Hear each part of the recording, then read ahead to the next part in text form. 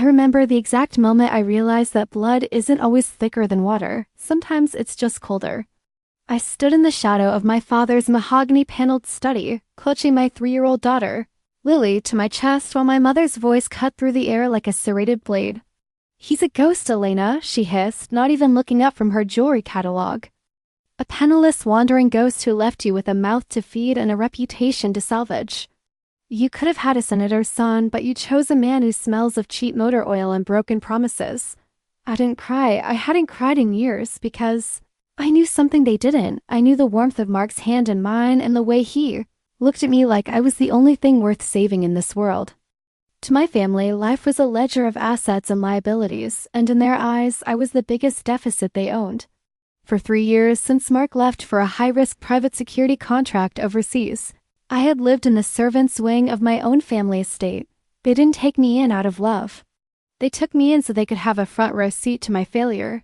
Every meal was a lecture. Every new dress my sister Sophia bought was a reminder of what I couldn't afford. They called Mark the charity case and the vanishing soldier, mocking the meager checks I told them he sent home. In reality, I wasn't spending a dime of the money he funneled into a private account. I lived on their scraps and endured their sneers because I was waiting. I was a woman holding her breath, guarding a secret flame in a house full of people trying to blow it out. My mother, Beatrice, was the architect of this misery. She was a woman who measured a person's worth by the brand of their watch and the zip code of their summer home. She had never forgiven me for marrying Mark, a man who at the time was just a humble technician with big dreams and an even bigger heart. My sister Sophia had done it right. She married David, a mid-level executive at a rising tech conglomerate, and she never let me forget it. "David just got another bonus, Elena," she'd say over brunch, swirling her mimosa. "Maybe he can find a janitorial position for Mark when he eventually crawls back?" Assuming he hasn't found a war bride by now, I would just tighten my grip on my coffee cup, feeling the heat sear my palms, and pray that Mark was safe. The atmosphere in the house reached a fever pitch as my grandfather's 80th birthday approached. Grandpa Silas was the only one who didn't openly mock me, though his silence often felt like a heavy disappointment. He was the patriarch, the founder of the family fortune, and the one person everyone was desperate to impress. My mother and Sophia had been planning this gala for months, intending to use it as a stage to showcase David's recent professional success. They spent tens of thousands on catering, decor, and appropriate attire, while I was told to stay in the background, to be the quiet, grateful widow in waiting. But then, a week before the party, I got the call. A voice I hadn't heard in person for 36 months deeper now, carrying the weight of 1,000 miles, but still the only sound that made my heart beat in rhythm. "I'm coming home, Elena," he whispered, "and I'm never leaving you again. Tell your family to set an extra plate. I have a few things I need to settle." I didn't tell them who he had become. I didn't tell them about the general title or the corporation that had revolutionized global defense.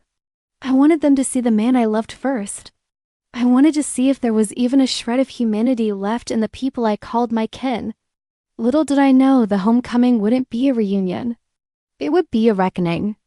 The morning of Grandpa Silas's 80th birthday dawned with a suffocating sense of anticipation. I was in the kitchen making Lily's oatmeal when the heavy oak front door groaned open. I didn't need to see him. I felt the shift in the air, a sudden grounding of the static that had been buzzing in my chest for 3 years. I sprinted to the foyer, Lily trailing behind me, and there he was.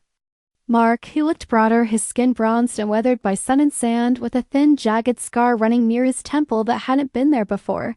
He was wearing a plain, faded tactical jacket and dusty boots. To me, he looked like a king returning to his realm. To my mother, who was standing at the top of the stairs, he looked like a stray dog that had wandered into a palace. "Mark," I sobbed, throwing myself into his arms. He caught me, lifting me off the ground, and for a second the world was silent and perfect. He smelled of cedar and something metallic, a scent of strength. Then Lily tugged at his trousers. He knelt, his eyes softening into a gaze so tender it broke my heart, and whispered, "I told you I'd come back for our little bird, didn't I?" But the reunion was punctured by a sharp, rhythmic clapping from the staircase. My mother descended, her silk robe billowing like a shroud. "How touching," she sneered, looking at Mark's boots with visible revulsion. "I see the private sector didn't provide enough for a decent pair of shoes or a haircut." Elena, get him to the back room before the guests arrive. I won't have the help mistaking him for one of the invited. Mark didn't flinch.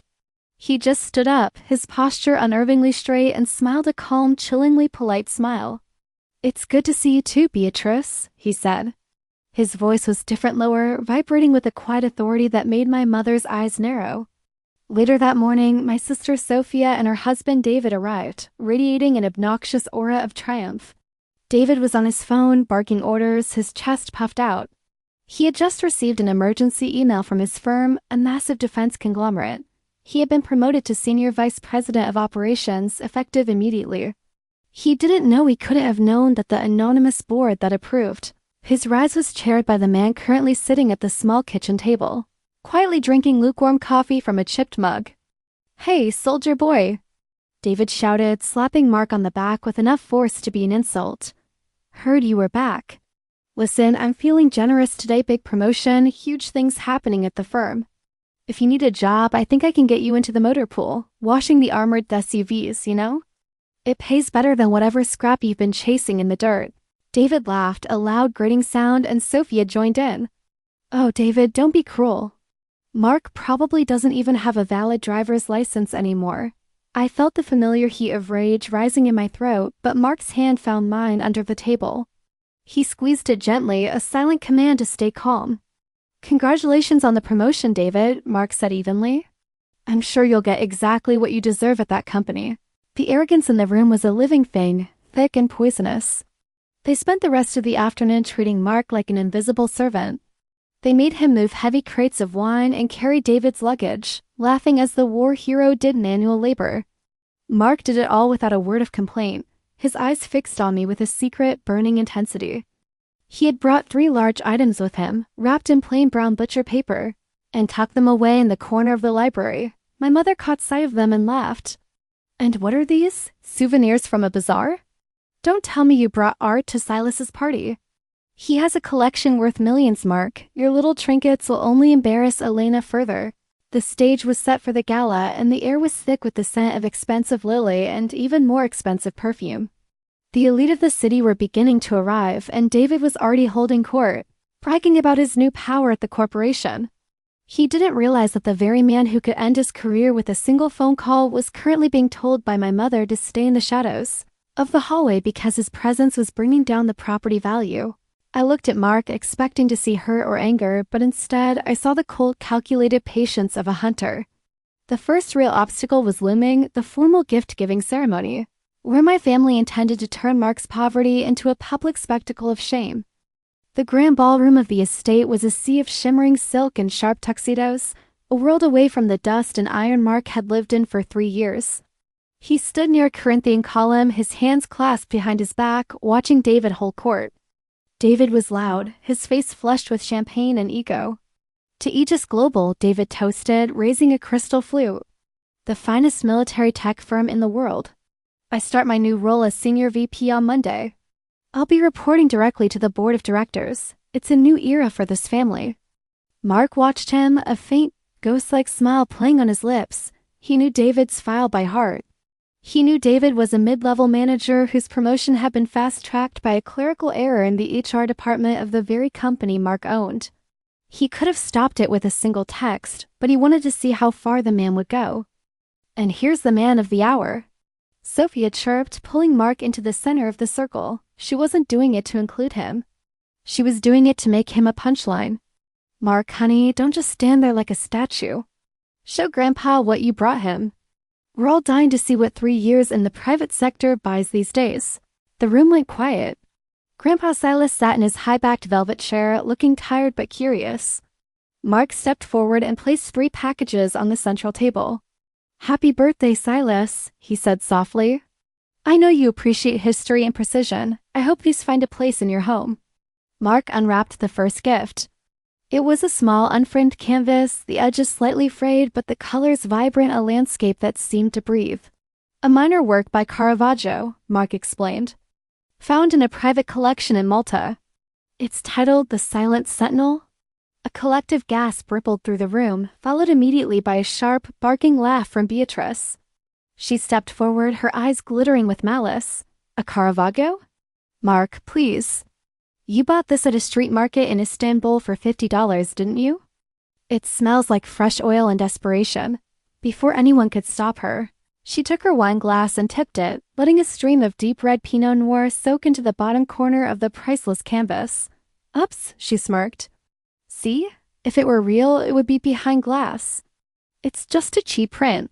I felt the blood drain from my face. I looked at Mark, expecting him to roar with rage, but he remained unervingly still. He just reached for the second gift, a heavy, rose gold watch with a complicated moon phase dial. A Patek Philippe reference 1518, Mark said, his voice as cold as ice. One of only 4 ever made in this casing. David stepped in this time, snatching the watch from the box. I've seen better knockoffs in a subway station, Mark. The weight is all wrong. Look at the ticking, it's stuttering. He tossed the watch back onto the table like it was a piece of junk mail. You really think we're that stupid? You come back here with fakes, trying to buy your way into our respect. It's pathetic. The third gift was just a set of keys with a sleek, minimalist fob. A 1955 Porsche 550 Spider, Mark said. It's parked in the driveway. Silver, original engine. Sophia actually doubled over laughing. A Porsche? Did you steal the keys from the valet, Mark? Or is it a kit car made of fiberglass? You're a soldier of fortune who couldn't even afford a decent soup for tonight, and you want us to believe you have a $10 million car? Enough. Silas's voice cracked like a whip. The old man stood up, leaning heavily on his cane, and shuffled toward the table. He picked up the wine-stained painting, his eyes narrowing as he examined the brushwork. Then he picked up the watch, holding it to his ear. His face went pale. He looked at the movement through a jeweler's loupe he kept in his pocket. Beatrice, Silas whispered, his voice trembling. What have you done? Father, don't let him trick you, Beatrice began. Shut up. Silas roared, turning on her with a fury I had never seen. This painting is genuine. I recognize the provenance markings on the stretcher. You just destroyed a masterpiece worth more than this entire estate. And this watch? He looked at Mark with a mixture of awe and terror. This watch was auctioned for $11 million last year to an anonymous buyer. Mark, where did you get these? The room fell into a deathly silence. Beatrice's face went from smug to ghostly white, but then her survival instinct kicked in the ugly, defensive kind. He stole them. She screamed, pointing a shaking finger at Mark. That's it. He's been overseas, probably looting museums or working for some warlord. He's a thief. David, call the police. He's trying to gift us stolen property to implicate us in his crimes. David pulled out his phone, his eyes darting between Silas and Mark. She's right. There's no way a guy like you gets this kind of money legally. You're going back to a cell, Mark. This time it won't be a trench. It'll be a federal prison. Mark didn't move. He didn't even look at the phone. He looked at me, and in his eyes I saw the final bridge burn. The family I had tried to protect, the people I had shared a roof with, they weren't just greedy. They were poisonous. Call them, David, Mark said, his voice echoing in the silent ballroom. Call the police. Call the FBI. While you're at it, call the chairman of Aegis Global. Ask him what happens to a senior VP who tries to arrest his boss on his first day. David didn't hesitate. His fingers flew across his screen, his face twisted in a mask of righteous fury. I'm doing it, Mark. You think you can come into this house, insult our intelligence with stolen goods, and walk away? You're done. I'm calling the chief of police, he's a personal friend, and then I'm calling my CEO's private line. We have a zero-tolerance policy for criminal associations. You just cost Elena her family, and you just cost yourself your freedom. The room was a pressure cooker. My mother was clutching her pearls so hard I thought the string would snap, her eyes darting toward the wine-stained Caravaggio as if she could magically wish the stain away now that she knew it was real. Sophia was whispering frantically to her friends, trying to distance herself from the scandal. I stood next to Mark, my heart hammering against my ribs like a trapped bird. I didn't know the full extent of his business, but I knew the man. I took his hand, and for the first time in 3 years, I felt a strange, cold calm wash over me. David, wait, Grandpa Silas groaned, his voice weak. Look at him, look at his eyes. That's not the look of a thief. It's the look of a psychopath, Silas. David yelled, the phone already at his ear. Hello, yes, this is David Miller, Senior VP at Aegis. I need an immediate security dispatch to the Sterling estate. We have a high-value theft and potential international fraud case. Yes, I'll hold. He looked at Mark, a predatory grin spreading across his face. They're tracking the call. 5 minutes, Mark. That's all you have left. Mark didn't look at David. He pulled a small, encrypted black device from his pocket, not a phone, but something more industrial. He pressed a single button and spoke 2 words into it, initiate protocol. Suddenly, the heavy double doors of the ballroom didn't just open. They were thrown wide by men in charcoal gray tactical suits. These weren't local police. They wore the sigil of a golden hawk, the emblem of Aegis Global. The guests shrieked, backing away as 6 men moved with surgical precision, flanking Mark in a defensive perimeter. A tall man in a tailored suit, whom I recognized from the news as Marcus Vance, the chief operating officer of Aegis Global, stepped forward. He didn't look at David, he didn't look at my mother. He walked straight to Mark and bowed his head slightly. "The extraction team is on standby, General," Vance said, his voice echoing in the stunned silence. "The board is waiting for your final signature on the merger. And the Department of Defense is requesting a briefing on the new orbital shielding. Your return was anticipated." The silence that followed was deafening. David's phone slipped from his hand, hitting the marble floor with a sickening crack. His mouth hung open, his face turning a shade of gray that matched the security team's uniforms. "General?" He whispered, his voice cracking. "Marcus, what are you doing here?" "I'm the new VP. I called for security." Marcus Vance finally looked at David, his expression one of pure professional disdain.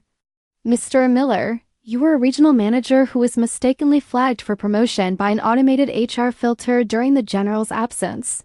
We decided to let it play out to see if your character matched your ambition." Vance looked at Mark, then back to David. "It didn't. As of 30 seconds ago, your contract with Aegis Global has been terminated for cause harassment, filing a false police report, and most importantly, gross disrespect to the owner and CEO of this corporation." My mother let out a strangled sound, a mix of a gasp and a sob. She stumbled toward Mark, her hands shaking. "Mark, honey, we didn't know. We were worried for Elena. You have to understand a mother's heart." Mark stepped back, avoiding her touch as if she were a contagion. He looked at her, then at Sophia, who was suddenly trying to hide behind a curtain. Finally, he looked at David, who was trembling so violently he had to lean against a table for support. "You offered me a job washing cars, David," Mark said, his voice low and dangerous. "I think that's a great idea. Because after the blacklisting I'm about to put on your name, washing cars is the only job you'll be able to get in this hemisphere." "And Beatrice?" He turned to my mother, his eyes like flint. "You ruined a Caravaggio because you couldn't imagine a world where someone you looked down on could be more successful than you. That painting was a gift for Silas, now it's a bill. My legal team will be sending you the invoice for the full valuation, $24 million. I expect payment by the end of the week, or I'll buy the debt on this estate and have you evicted by Monday." The high society guests were now scurrying for the exits, terrified of being caught in the blast radius of Mark's wrath. I felt a surge of triumph so sharp it tasted like copper. This was the moment. The charity case was the king, and the royalty were just beggars in expensive clothes. Mark turned to me, his expression softening instantly. "Elena," he whispered, "I'm done with this house. I'm done with this family. Our car is outside. Our real life is waiting. Do you want to stay for the cake, or should we go?" I looked at my mother, who was now on her knees, sobbing at Silas's feet, begging him to help her. I looked at Sophia, whose husband was now a social pariah and a financial ruin.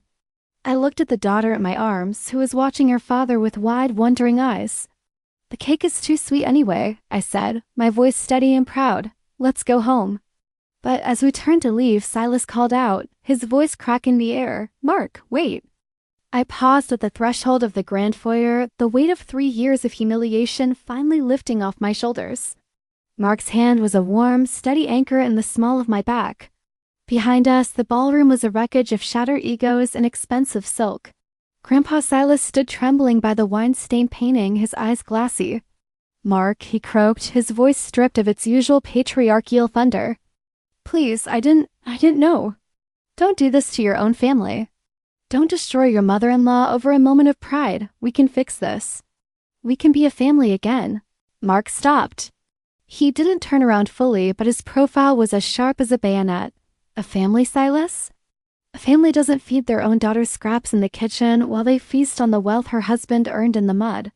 A family doesn't call a child's father a ghost or a thief to her face.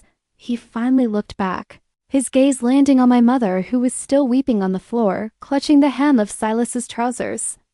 You didn't know I was a general. You didn't know I was a CEO, but you did know I was a human being. And that was supposed to be enough. Then came the final crushing blow.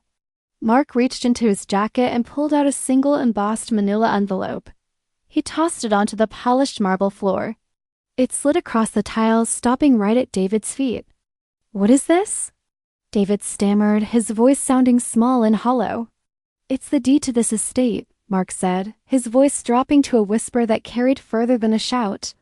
"I didn't just come home today, David. I've been back in the country for 6 months. While you were busy climbing the ladder at my company, I was busy buying up the predatory loans your father-in-law took out to keep this lifestyle afloat. I've owned this house, the cars, and the very air you breathe for 90 days. The room went so silent you could hear the ice melting in the discarded champagne glasses." My mother looked up, her face a mask of pure, unadulterated horror. "I was going to give it to Elena as a homecoming gift," Mark continued, his grip on my hand tightening affectionately. "I wanted to see if in my absence you had treated her with even an ounce of the grace she deserves. I wanted to give you a chance to prove me wrong about the greed I saw in this house 3 years ago. You failed, Beatrice. You all failed. Mark, please." Sophia wailed, stepping forward, her hands outstretched. "We're sisters, Elena, tell him. We were stressed. David was under so much pressure." I looked at my sister, really looked at her, and for the first time, I didn't feel the sting of her insults or the shadow of her perfect life. I felt nothing but a cold, crystalline pity. "You weren't stressed, Sophia," I said, my voice surprisingly loud in the cavernous hall. "You were cruel, and you enjoyed it.